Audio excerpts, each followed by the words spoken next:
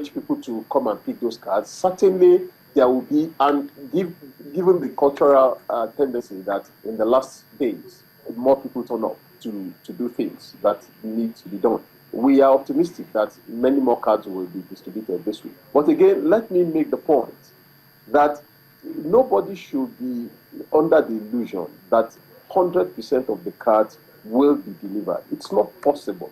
We said it.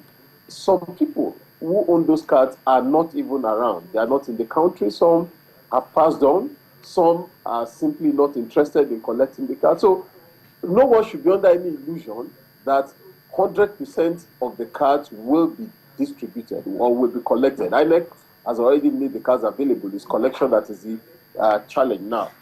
But we're optimistic that as many people as are available to collect the cards will find their cards to collect.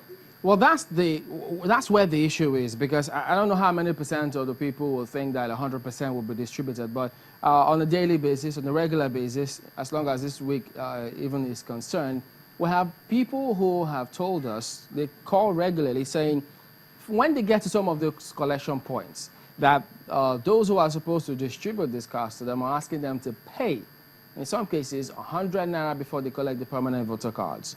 Have you heard that? What is being done about that? Yeah, Chamberlain, I have heard it over and over again. And the point I've always made to people is the commission cannot work by anecdotes. The commission can work with incident reports. If you are on a location, it is clear as daylight that it is illegal.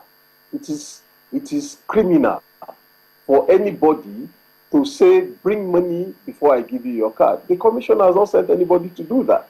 People that are doing this service are being paid for the service. And so if anybody is at a particular point and you confront somebody who says, if you don't pay me, I don't give you your card, and you make an incident report on that to say, look, I am in this distribution point, and I am talking as I'm talking, and before somebody who says, if I don't give him some money, I won't collect my card, and see if the commission will not act.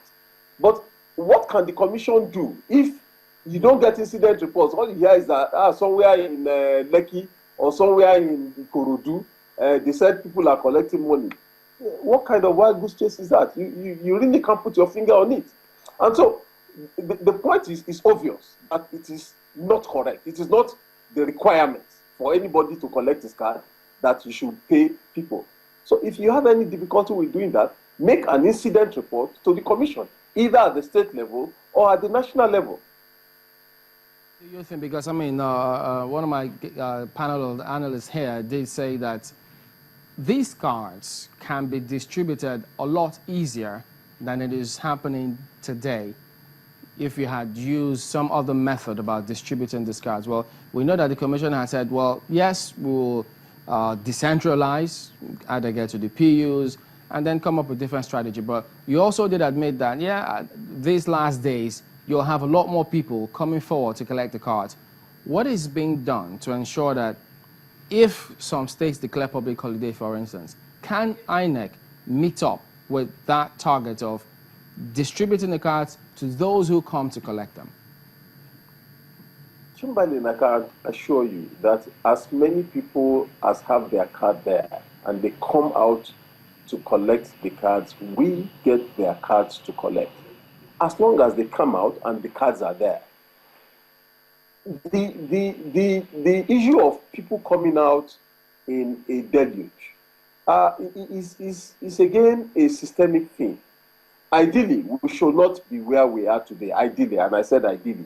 Ideally, because I had one of the panelists said, some cards have really been out there since last year.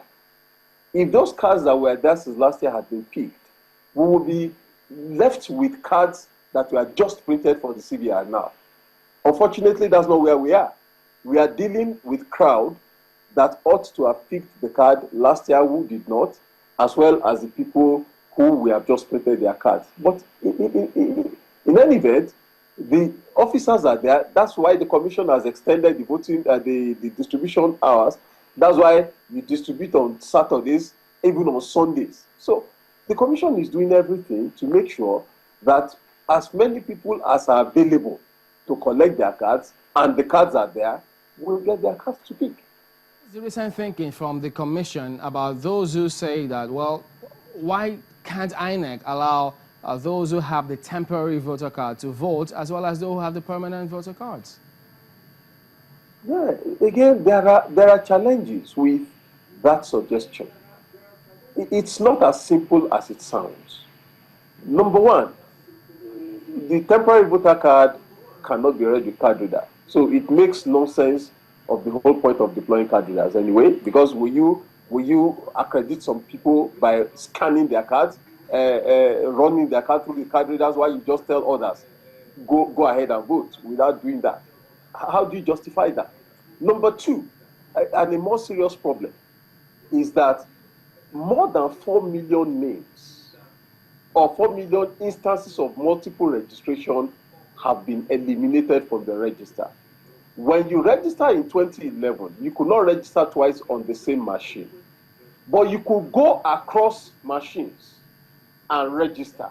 And for every instance of that registration, you got a temporary voter card. What that means is that after we have consolidated the data and we have eliminated those 4 million, over 4 million instances of multiple registrations, the temporary voter card for those registrations are out there. Okay, pardon me to jump in, and I hope you can hold your train of thought, because we'll return to this matter and then sort it out. Because, I mean, there's some more clarification we need you to make, so just hold on a minute. We'll be back after this break. Welcome back. You're watching Nigeria 2015. Welcome to you live from our studios in Lagos. It's now time for a look at the headlines now with Ayotunde Balogun. Thank you very much, Chamberlain. Great to be here. Now let's take a look at the headlines. Nigeria may have no other option than to declare a full-scale war on the terrorist group, talking about Boko Haram, in the northeast of the country.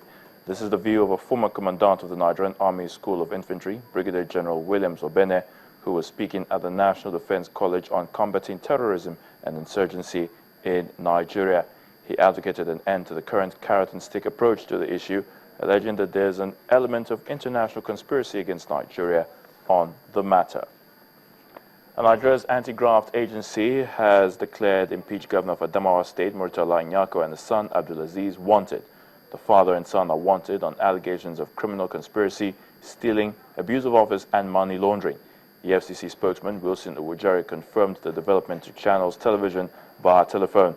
Preceding the governor's impeachment in June 2014, the EFCC had frozen the state's assets in what it described as safeguarding the treasury from being looted.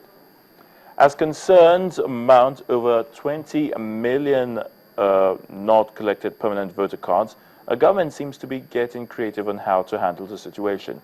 In the northeast, 2 camps have been set up for people displaced by the violence in Gujba and Gulani in Yobe State to enable them collect their permanent voter cards. In Imo State, the governor has declared a 2-day holiday for the electorate to go collect their PVCs without work distractions. And on the foreign scene, it was another airline tragedy today as a TransAsia flight plunged into a river in Taiwan, killing some 31 people. Rescue efforts have been going on all day to pull people out of the fuselage, where most of the 58 passengers aboard the plane are believed to be. Now, the death toll is even expected to rise. There you have it. It's still Nigeria 2015. Chamberlain, you have the floor.